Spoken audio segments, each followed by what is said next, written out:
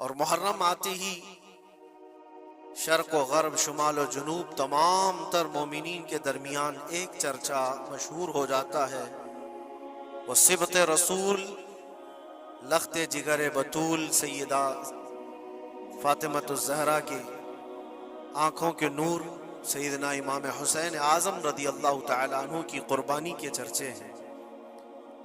اور میرے عزیزو،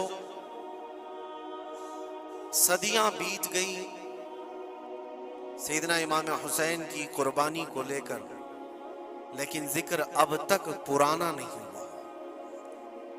ہر سال مسلمانوں کے درمیان یہ ذکر بڑے زور و شور سے آتا ہے اور بڑے اہتمام کے ساتھ مومنین اس کا سننے کا اہتمام کرتے ہیں۔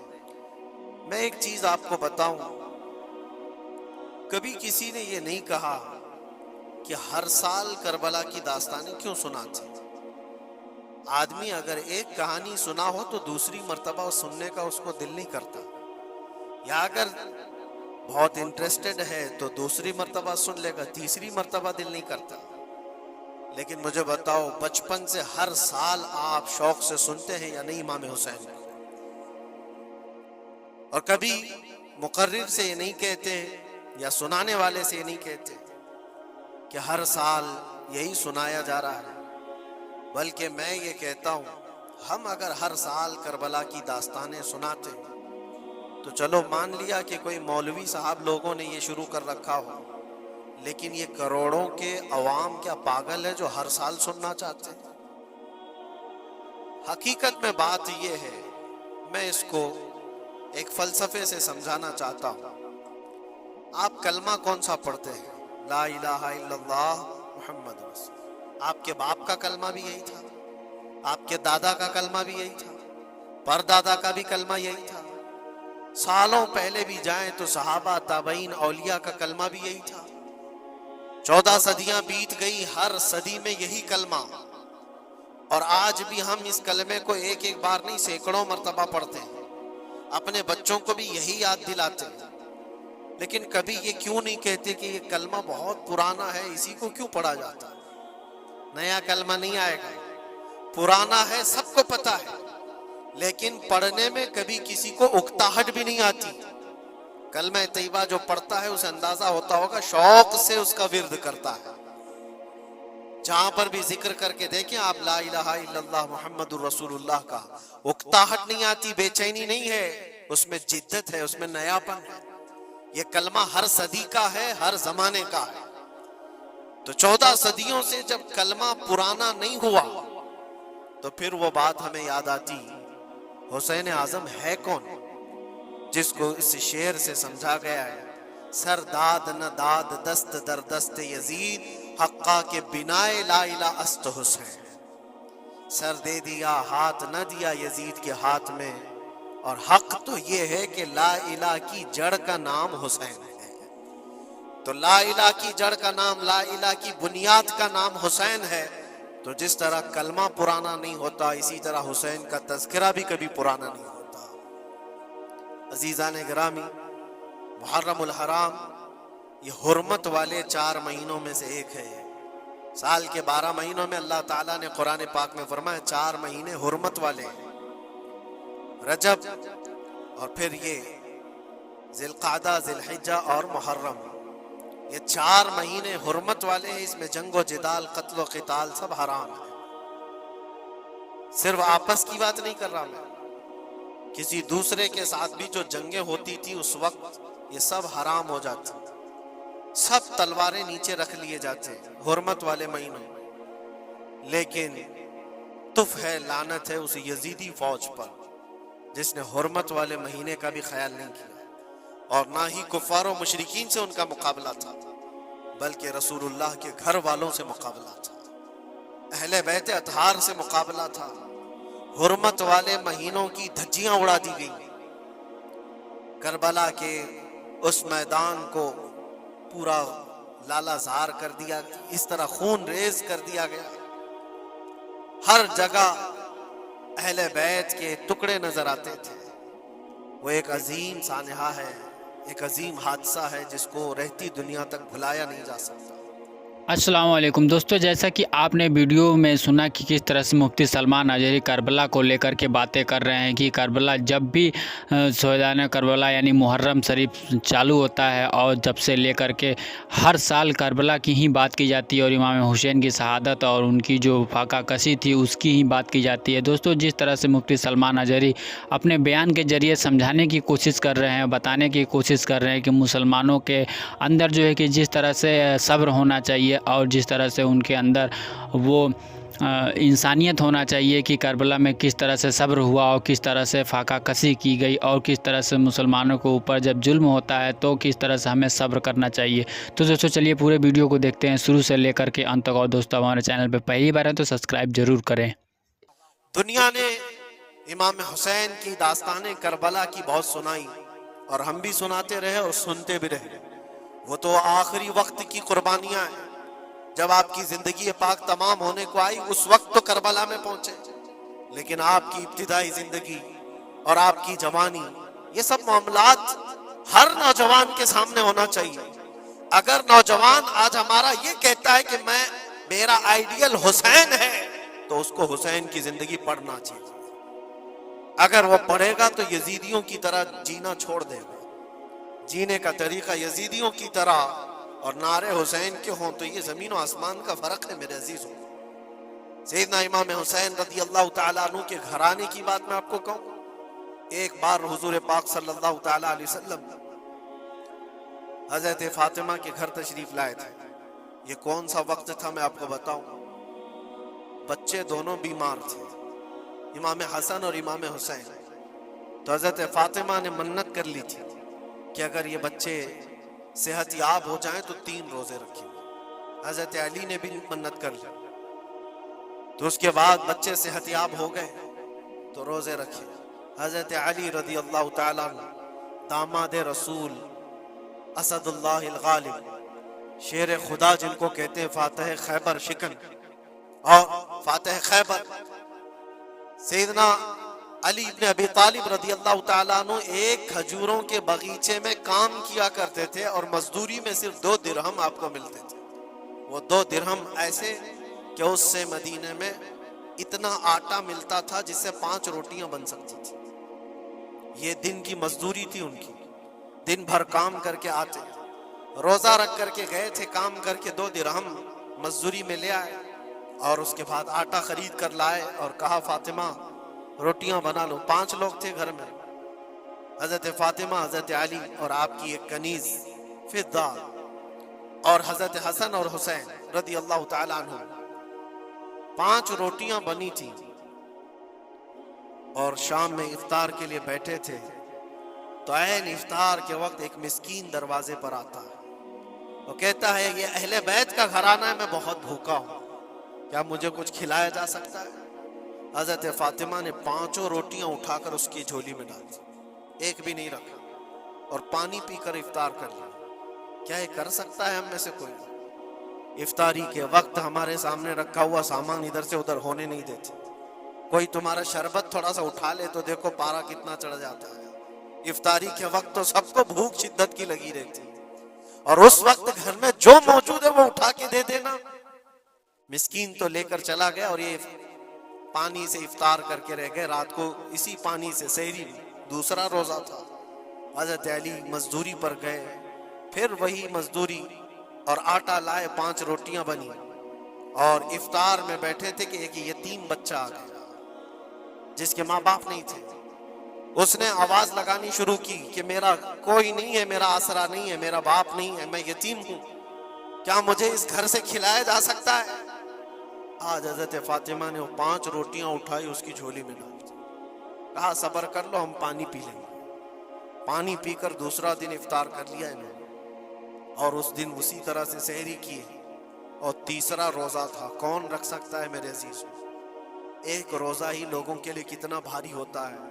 تیسرا روزہ تھا بغیر کسی چیز کے کھائے ہوئے، اور تیسرے روزے کے بعد پھر مزدوری کی حضرت علی نے، پھر اتنی مزدوری سے آٹا خرید لائے، 5 روٹیاں بنی، اور آج ان کے کھانے کا وقت تھا، افطاری کرنے ہی والے تھے۔ जेल से छूटा हुआ एक कैदी इनके घर के पास आया।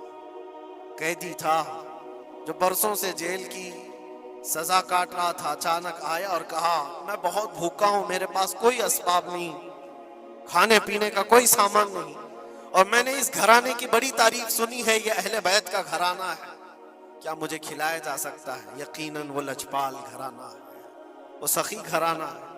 आज भी 5 रोटियां उठाई और डाली थी, और हालत ये हो गई थी कि सबका पेट पीठ से लग गया था और आवाज नहीं निकल रही थी किसी की। तीसरा दिन गुजरा था और उस वक्त सब हसनैन करीमैन ताक में दुबके हुए अंदर बैठे हुए थे। हजरत अली झुके हुए थे, हजरत फातिमा भी वो सजदे में थी।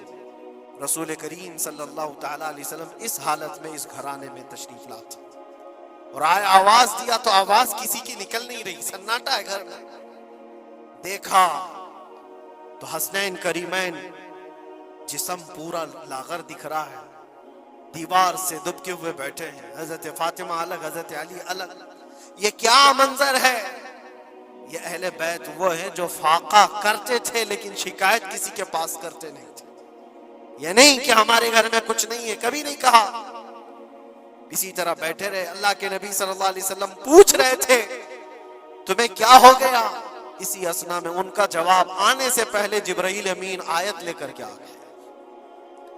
आयत लेकर के आ गए, कुरान पाक की आयत सूरह दहर में आज भी मौजूद है। अल्लाह ताला फरमाता है वयुतइमून अत्तआम अला हुब्बिही मिस्कीनन व यतीमन व असीरा।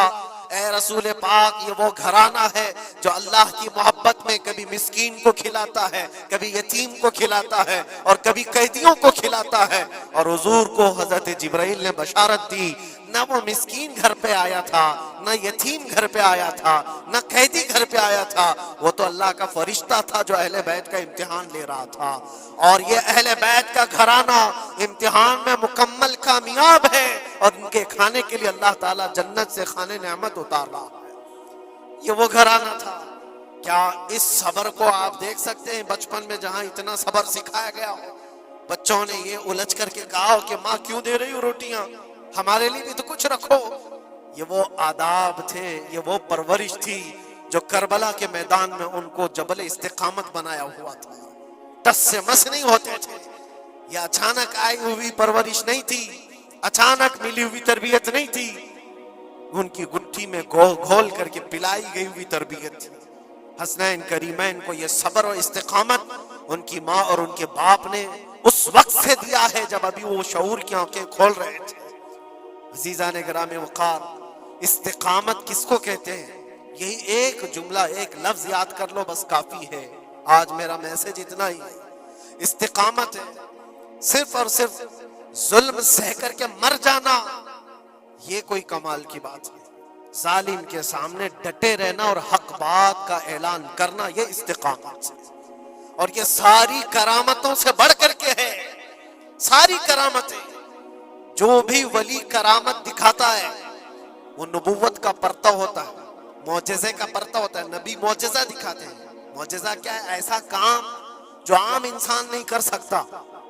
जैसे हजरत मूसा अलैहिस्सलाम ने अपने लकड़ी को जमीन पर डाला तो वो सांप बन गया, अज़दा बन गया। हजरत ईसा अलैहिस्सलाम मट्टी के परिंदे को फूंक मारते थे तो वो उड़ जाता था। ये मौजज़ा है। और वली से जो काम सादिर होता है ऐसा जो आम इंसान नहीं कर सकता, उसको क्या कहते हैं? करामत। वली से करामत साबित होती है। बहुत सारे औलिया कराम से करामतें सादिर हुई। सरकार गौसे पाक रदी अल्लाह ताला अन्हु की करामतें बहुत हैं। सरकार गरीब नवाज की करामत है। बहुत सारे औलिया कराम की बहुत सी करामतें। इन्होंने कभी पानी पर अपने मुसल्ले बिछाए, कभी हवाओं में चल के दिखाए, या फिर मुहय्यरुल उकूल काम जो आम इंसान की समझ में ना आए, ये सब करामतें देखकर इंसान हैरत में आ जाता है, ऐसा कैसे? और आज भी सारे लोग इसी चक्कर में बाबाओं के पीछे घूमते रहते हैं कि कोई चमत्कार दिख जाए, चमत्कार नजर आ जाए। चमत्कार देखने के लिए इंसान पागल हो जाता है। इसी जो आपकी जुबान में चमत्कार और करामत अलग चीज है। जादूगर कोई चीज दिखा रहा है वो चमत्कार है।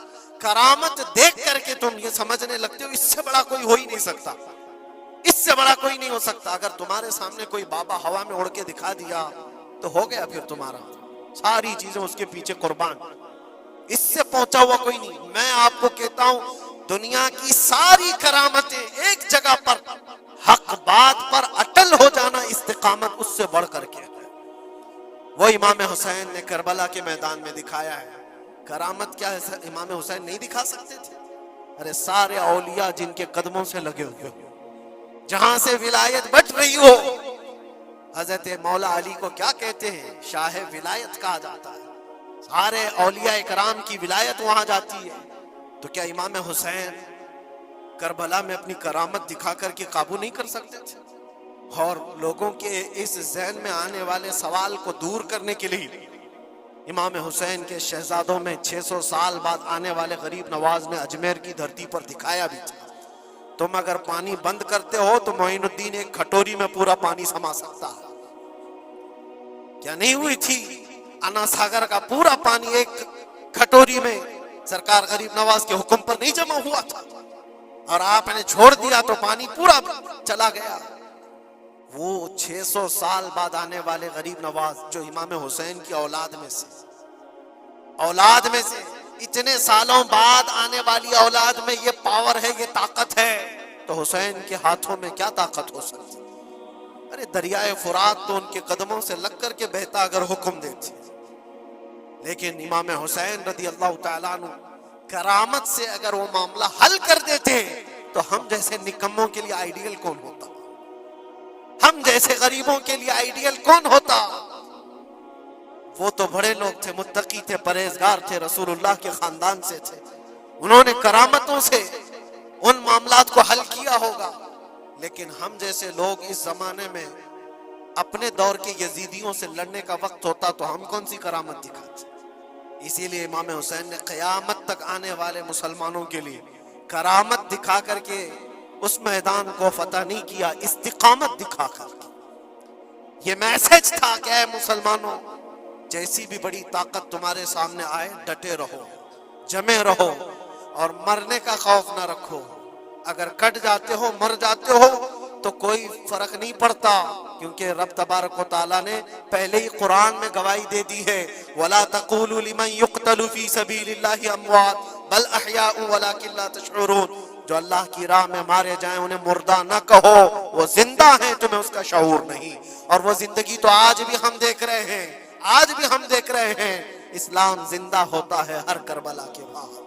جیسا کہ آپ نے پورے ویڈیو کو دیکھا کہ کس طرح سے مفتی سلمان اظہری بتا رہے ہیں کہ جب سے محرم شروع ہوتا ہے، یعنی فرسٹ محرم سے جب ہمارا نیا سال ہو جاتا ہے، اس سے پہلے بھی قربانیاں ہوتی رہی ہیں، اور قربانیاں لوگوں نے دیا، اور جس طرح سے قربانی کی ذکر قربانی کے مہینے سے ہی چالو ہو جاتا ہے، اور جو ہے کہ 4 مہینے جو محرم کو اور قربانی کو لے کر کے جو 4 متروک مہینے ہیں، اس میں سے ایک جو محرم کا جو مہینہ ہے وہ کافی ہی شہادتوں والا رہا ہے۔ لیکن دوستو، جس طرح سے مفتی سلمان اظہری بتا رہے ہیں کہ یہ مہینہ ہمیں صبر کرنے کا ہے، اور جس طرح سے اس کا ہمیں احترام کرنا چاہیے اس مہینے کے، اور جس طرح سے مفتی سلمان اظہری صاحب بتا رہے ہیں کہ اس مہینے میں کس طرح سے شہادت ہوئی، اور کس طرح سے امام حسین کو کا پانی بند کیا گیا، اور تمام طرح کا ظلم ان کے اوپر کیا گیا، لیکن اس سب کو سہتے ہوئے جس طرح سے مفتی سلمان اظہری بتا رہے ہیں کہ امام حسین نے جس طرح سے کربلا میں شہید ہوئے، اور جس طرح سے انہوں نے اپنے ایمان کو بچایا اور اسلام کو بچایا۔ تو دوستو، جس طرح سے آپ نے پورے ویڈیو کو دیکھا، امید کرتا ہوں کہ آپ کو باتیں سمجھ میں آئی ہوں،